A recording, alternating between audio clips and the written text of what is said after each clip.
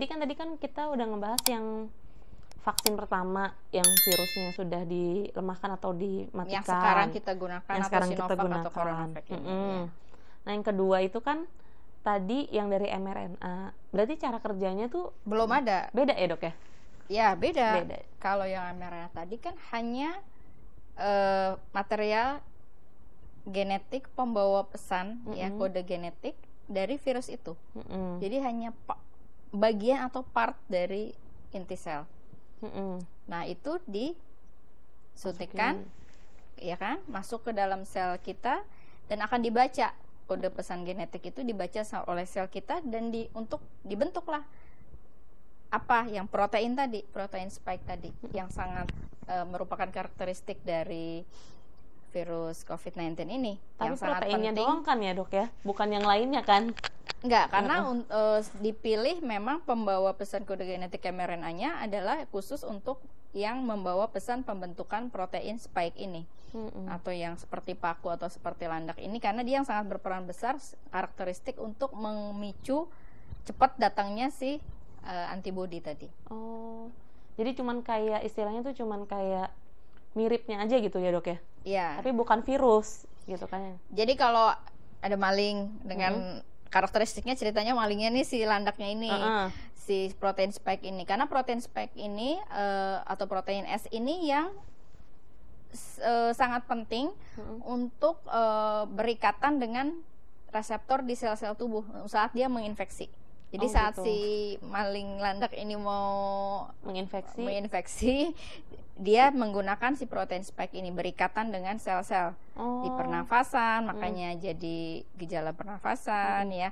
Kemudian di saluran pencernaan, di hati, bahkan di otak yang kita udah bahas sebelumnya, yang berperan dia si protein. Jadi bagian penonjolan yang bisa dilihat di gambar ya, itu penonjolan dari permukaan virus. Jadi permukaan virus bulat, ada penonjolan yang berikatan. Nah itulah, jadi penonjolannya aja ya. Iya, tapi dari virus itu kan diambil materi genetiknya. Jadi tubuh kita membentuk protein yang seperti itu. Jadi kodenya aja, pesannya aja, jadi, resepnya. Jadi ceritanya tuh kayak cuman ngebentuk si spike-nya tadi aja ya dok ya. Akhirnya tapi sel kita ya? membentuk protein itu. Ya. Tapi sebenarnya itu bukan virusnya gitu kan dok? Bukan, hanya pembawa pesannya. Ini seperti ini loh resepnya bikinnya, seperti itu. Nah, yang buat tapi dapurnya sel kita. Nah, membuat hasilnya adalah si protein itu. Kalau protein itu ada si spike itu akan memancing pembentukan antibody. Karena setiap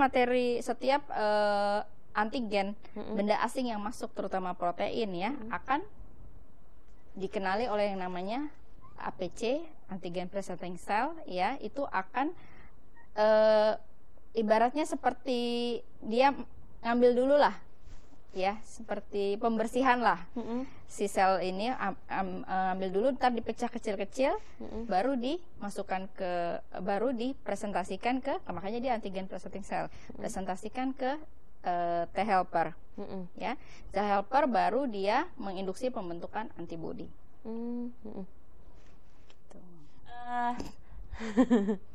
Jadi kan udah nih vaksin, efektivitasnya dan gimana vaksinnya itu bekerja. Terus misalnya sudah divaksin, abis itu ada nggak sih dok do and don'ts-nya setelah divaksin? Atau kita abis divaksin, abis divaksin berarti gue bebas dong kemana-mana gitu. Satu, kembali ke prinsip bahwa vaksin itu bukan berarti setelah divaksin nggak bisa terkena, ya. Kalau terkena ringan masih bisa, ya. Tapi melindungi terhadap infeksi yang sedang berat. Itu satu. Kedua, dibutuhkan minimal 2 kali penyuntikan dengan range antara penyuntikan pertama dan kedua sekitar 2-3 minggu, ya. Misalnya di sini kita gunakan 14 hari ya. Ada kepustakaan juga 21 hari. Jadi kalau baru disuntik sekali, ya, itu harus tunggu untuk penyuntikan yang kedua, baru kemudian baru terbentuk antibody yang bisa melindungi dari infeksi yang sedang atau berat. Ya. Jadi Kalau baru 1 kali suntik gitu, bahkan sudah 2 kali suntik pun masih bisa terkena, tapi tidak berat, tidak sedang berat, tidak. Jadi kalaupun terkena akan menjadi ringan. Jadi tetap aja harus hati-hati ya, Dok, ya, tidak berkerumun, pakai masker, ya, social distancing, dan yang sudah kita bahas sebelumnya, cuci tangan, ya.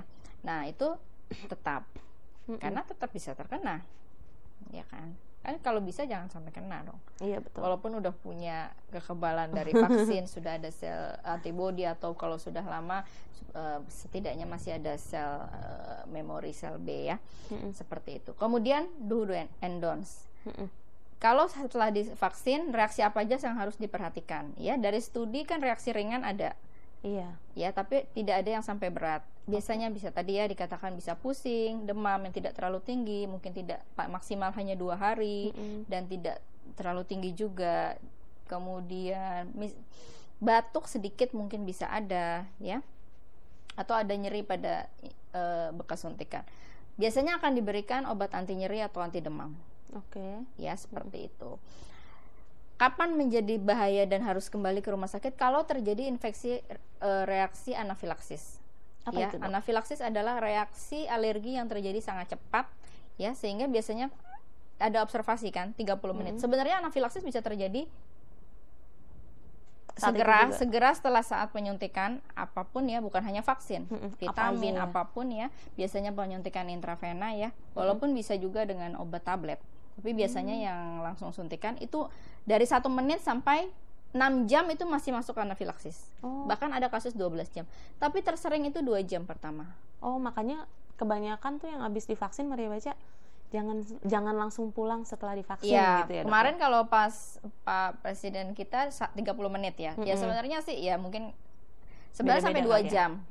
Ya, tapi kan kalau lama ya udah 30 menit setidaknya.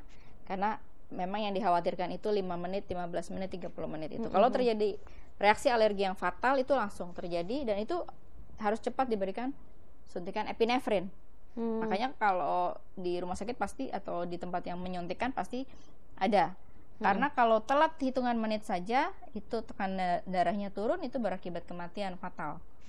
Seperti itu. Itu bukan hanya vaksin saja, apapun yang masuk ke dalam tubuh kita bisa menginduksi terjadinya shock anafilaksis, alergi yang terjadi tipe cepat. Jadi alergi ada yang lambat, ini yang tipe cepat dan sangat fatal. Ini sangat jarang, mungkin 1 dari 1 juta atau 1 dari 100.000 orang, ya. Jadi walaupun ada sangat jarang, jadi tidak perlu terlalu takut juga. Dan kalau memang ada seperti ini terjadi, ya langsung dibawa ke emergency, IGD, ya, terdekat, nanti langsung disuntik. Jangan lupa bilang habis divaksin, kan diobservasi. Seperti itu. Itu yang berbahaya itu. Tapi itu pun pada studi ini tidak ada laporan. Nggak ada laporan. Tidak ada, seperti dari penelitian tidak ada. Tapi secara umum mungkin saja, walaupun sangat sedikit. Karena beda kali ya. Tadi yang kayak di awal dokter bilang, respon imun setiap orang beda kali ya. Mungkin karena itu kali, Dok, ya. Ya, kalau alergi tidak bisa diprediksi. Zat apa saja bisa berakibat alergi. Seperti itu. Kayak cat rambut aja bisa bikin alergi ya, Dok, ya? Ada Pepsod pasta gigi bisa. Ya, banyak ya kalau lipstick ya bisa. Apapun. Repot kalau udah alergi tuh. Ya. Lalu gimana sih, Dok, mengenai studi dari vaksin ini, Dok? Dari yang vaksin 1 sama vaksin 2 ini, Dok? Iya. Kalau kita lihat dari beberapa jenis-jenis vaksin, kita ambil contoh ya, Mbak Maria, ya. Jadi ini beberapa updates mengenai vaksin, ya. Misalnya baru nih 14 Januari 2021, ya. Ini ada namanya Coronavirus Vaccine Tracker, ya. Apa itu, Dok? Jadi tadinya ada 41 vaksin yang di uji coba pada fase 1. Jadi hanya pada beberapa puluh orang, ya. Akhirnya hanya 22 yang tersaring di fase 2. 22 vaksin jenis. Itu fase 2 adalah berapa? Ratusan. Ya. Kemudian fase 3 20 vaksin, ya. Kemudian limited atau limited use atau emergency itu 8 ya. Approve yang benar-benar untuk penggunaan penuh adalah 2, misalnya seperti itu ya. Nah, 13 Januari tadi yang saya katakan, ini beberapa update ya. Brazil menyatakan Sinovac yang kita gunakan sekarang itu 50% efektif. Oke. Ya. 12 Januari ya ada vaksin lain ya. Kita maju kepada vaksin. Ada juga vaksin-vaksin yang dari mRNA yang kita katakan harus pada minus 70 derajat. Ya, ini sudah di-approve di Saudi Arabia dan beberapa negara, tapi untuk emergency use ya. Ada Amerika ya dan beberapa negara lainnya. Ya, untuk Sinovac ya, kita di emergency use di Indonesia, di Cina, Turki ya, Brazil ya. Dan sudah juga pembelian oleh tadi Malaysia dan Singapura ya. Seperti itu. Oke, jadi kan vaksin ini sebenarnya dari negara mana sih, Dok? Terus dari mulai kapan si vaksin Sinovac nih yang kita pakai sekarang? CoronaVac.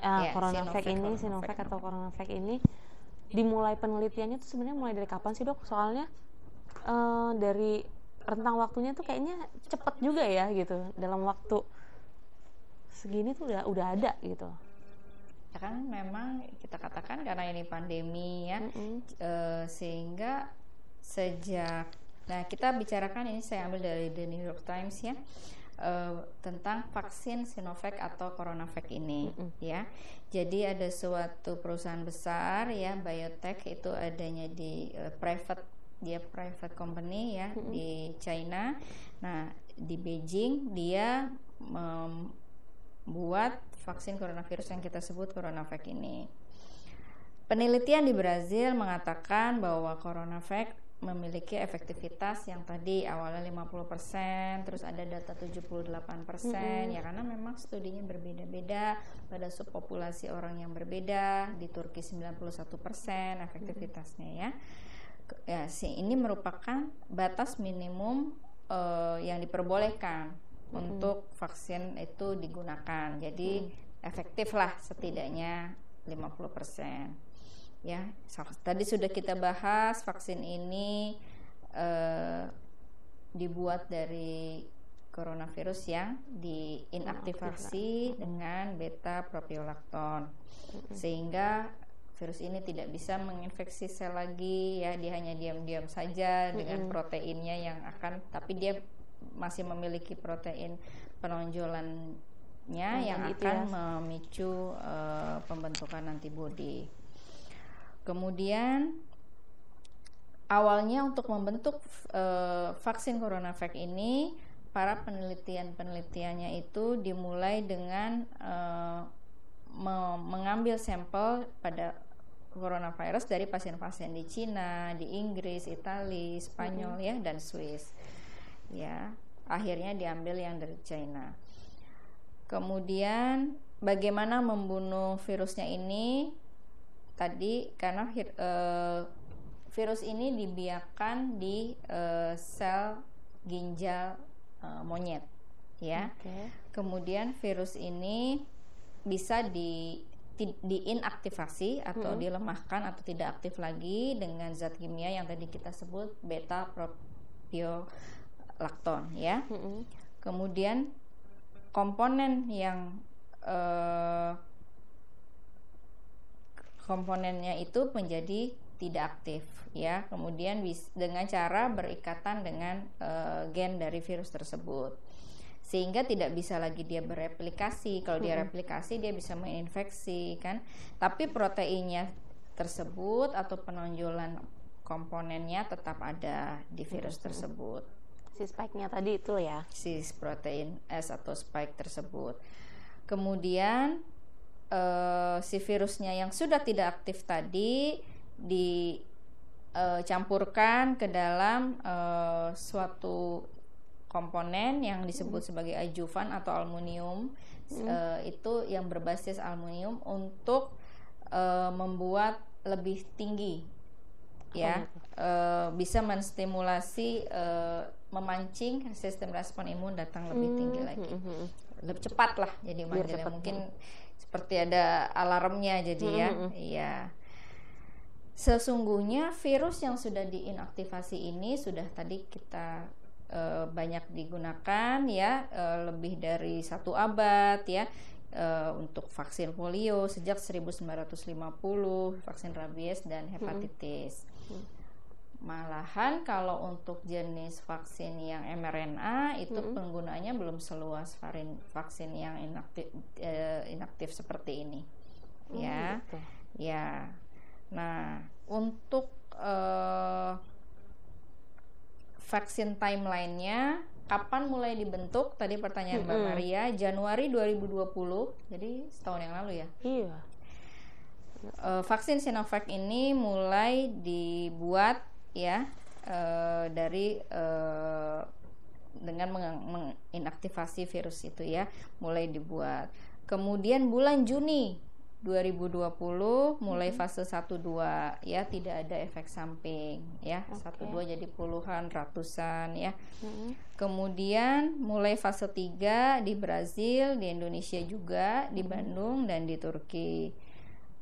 Ya, akhirnya dilaporkan boleh diberikan berdasarkan fase-fase yang sudah dilakukan ini, jadi relatif aman, efektivitasnya minimal di atas 50%, diberikan penggunaan untuk emergency use. Tentu saja kalau dibandingkan dengan vaksin yang mungkin sudah di-develop atau dikembangkan 3 tahun kemudian, tentu akan lebih baik. 5 tahun kemudian dari sekarang tentu akan lebih baik. Tapi untuk 1 tahun ini datanya ada cukup, ya, untuk keamanan cukup, untuk efektivitasnya dianggap minimal cukup walaupun tidak 100%, ya, dan untuk jarak waktu dari Januari 2020 sampai saat ini itu sudah cepat, ya, relatif cepat, ya, saat ini baik, dan memang emergency dan limited itu kata kuncinya. Karena pada populasi kalau tidak ada perlindungan sama sekali, maka resikonya akan menjadi berat dan angka mortalitas atau kematian meningkat. Sehingga lebih baik kita memiliki kekebalan agar tidak terkena infeksi menjadi berat. Kalau ringan masih bisa, ya. Kemudian pada Oktober, ya, mulai dilakukan di China pemberian CoronaVac ini pada orang yang high risk job. Jadi yang tadi dikatakan pekerja tenaga kesehatan, petugas pelabuhan, dan orang-orang yang kerja di kantor pemerintah yang banyak kontak dengan masyarakat, ya, sehingga beresiko untuk lebih banyak terkena, ini diberikan duluan. Oktober 19, ya, Oktober 20 kali. Ya, 19 Oktober 2020 secara resmi dikatakan di Brazil bahwa Sinovac merupakan teraman, ya, dari 5 vaksin yang mereka tes di fase 3. Paling baik lah, ya, di antara yang lain. Kemudian pada bulan November mulai dipublikasikan di The Lancet dan sebagainya, ya, untuk hasil-hasil yang efektivitasnya mencapai 78% tadi. Karena fase 3 ini yang memang ditunggu-tunggu, ya.